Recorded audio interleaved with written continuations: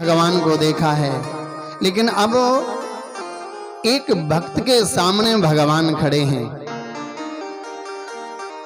भगवान सोच रहे हैं कि भक्त हमसे कुछ कहे और भक्त सोच रहा है कि भगवान हमसे कुछ कहे, लेकिन न भगवान भक्त से बोल रहे हैं न भक्त भगवान से। ऐसे देखते देखते भगवान को हंसी आने लगी, भगवान मुस्कुराने लगे। भक्त को देख करके भगवान ने विचार किया कि देखो इस भक्त को जिसके सामने साक्षात जगदीश्वर खड़ा और वो कुछ बोल नहीं रहा है। जैसे ही भगवान मुस्कुराए तो भगवान की मुस्कुराहट को देख करके वो भक्त भी मुस्कुराने लगा।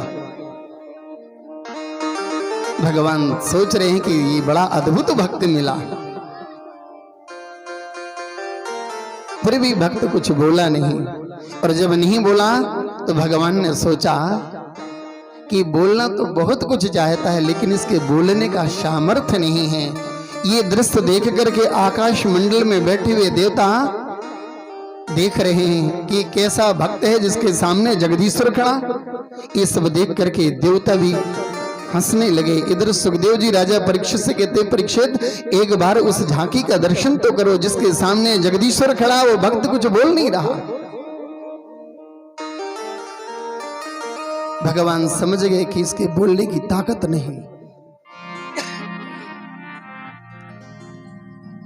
जैसे ही भगवान ने सोचा, प्रभु ने तुरंत अपना भगवान चतुर्भुज रूप में प्रकट हुए थे। शंख चक्र गदा पद में लेकर के भगवान ने ध्रुव जी के गाल में शंख का स्पर्श कराया। जैसे ही उनके गाल में ध्रुव जी के शंख को छुआया, वैसे ध्रुव जी महाराज मूकम करोति वाचालम पंगुम लंघयते गिरिम यत् कृपा तमहं वंदे परमानंद माधवम।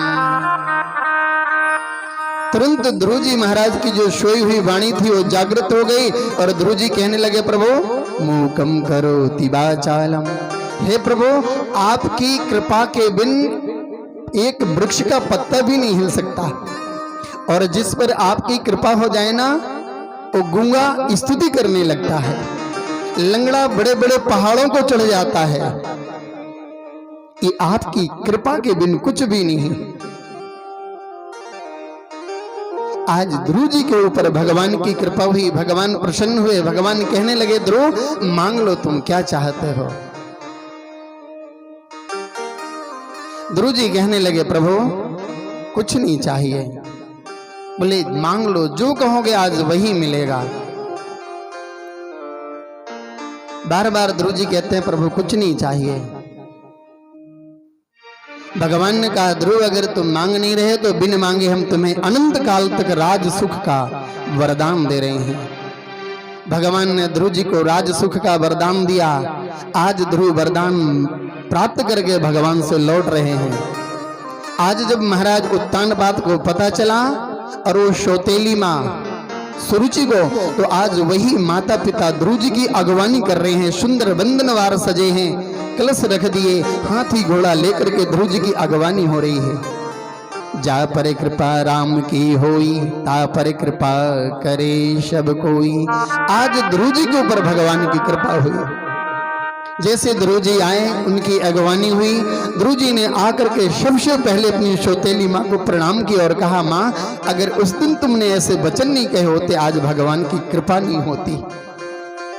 पिता को प्रणाम किया है। इसके बाद अपनी माँ सुनीति को प्रणाम किया है और कहने लगे, माँ धन्य है तुम्हारी जैसी माँ जिसके गर्भ से मुझ जैसा पुत्र का जन्म हुआ। ऐसे सब माँ हो। ध्रुव जी बड़े हो गए, 5 वर्ष की अवस्था। उत्तानपाद ने सोचा कि अब ये बालक धीरे धीरे बड़ा हुआ। भगवान की कृपा तो इन्हें प्राप्त ही हो गई थी। ध्रुव जी महाराज को आज लेने के लिए विमान आ रहा है। जैसे ही ध्रुव जी को लेने के लिए विमान आया, ध्रुव जी महाराज विमान की ओर बढ़े तो देखा ध्रुव जी ने कि विमान के सामने एक देवी खड़ी हुई है, स्त्री खड़ी हुई है। उस स्त्री को देख करके ध्रुव जी ने कहा, देवी आप कौन हैं?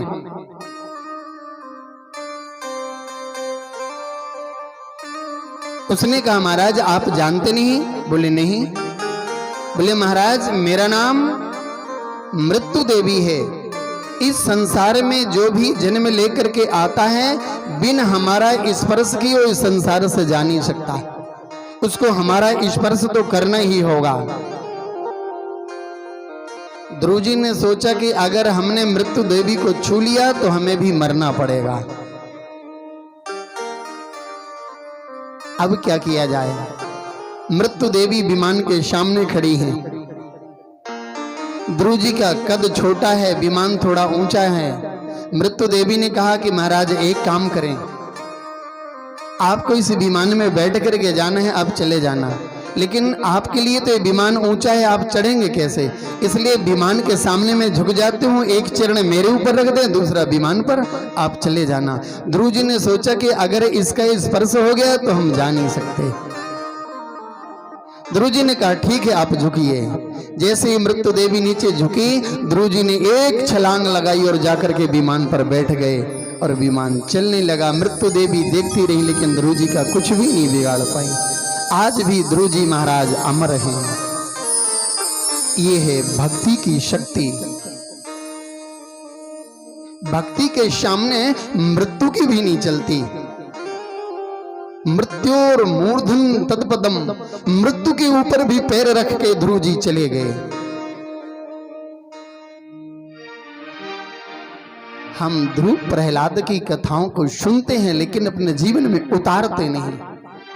इसलिए पहले दिन बताया था पिबत भागवतम रसमालयम। ये भागवत जी की कथा सुनने के लिए नहीं है, पीने के लिए बताया,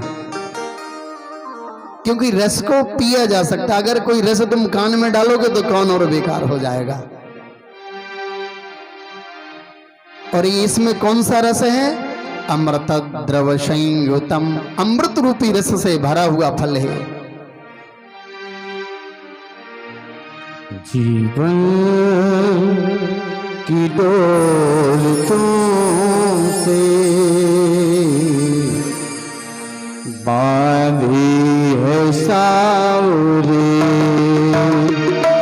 जीवन की डोर तुमसे बांधी है सावरे,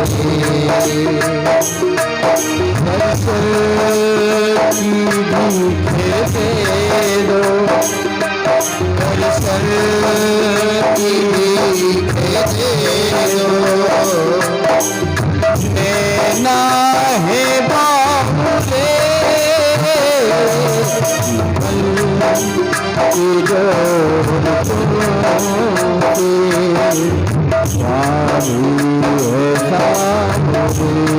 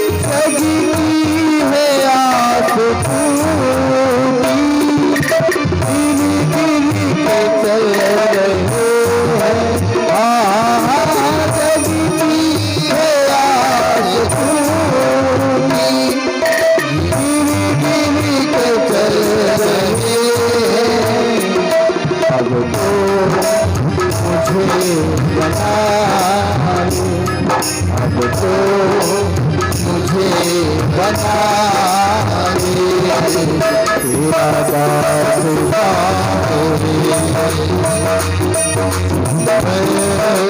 की डोर तो है बारूद में सावरे।